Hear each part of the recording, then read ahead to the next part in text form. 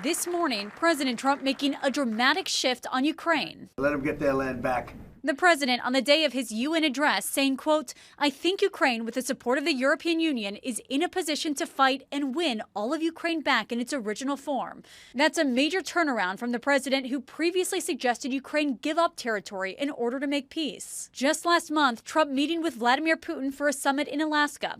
But now President Trump appears to be frustrated with the Russian president, who has rebuffed calls to meet with Zelensky and has instead ramped up attacks on Ukraine,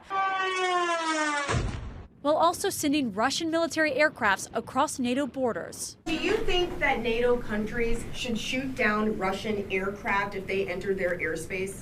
Yes, I do. Zelensky hailed the president's remarks as a big shift, but it's unclear if Trump's words will be matched by a shift in U.S. policy, including new sanctions on Russia.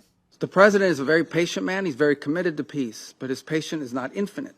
And as he has said repeatedly, he has before him the opportunity and the options of imposing additional economic costs on the Russian Federation. Despite an optimistic message about Ukraine, President Trump's message to the United Nations General Assembly struck a very different tone. Not only is the UN not solving the problems it should, too often, it's actually creating new problems for us to solve.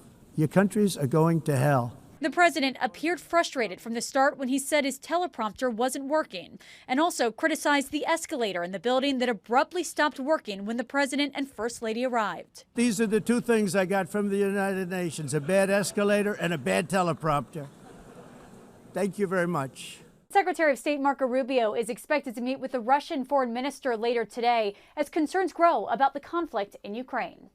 Nicole D'Antonio, ABC News, Washington.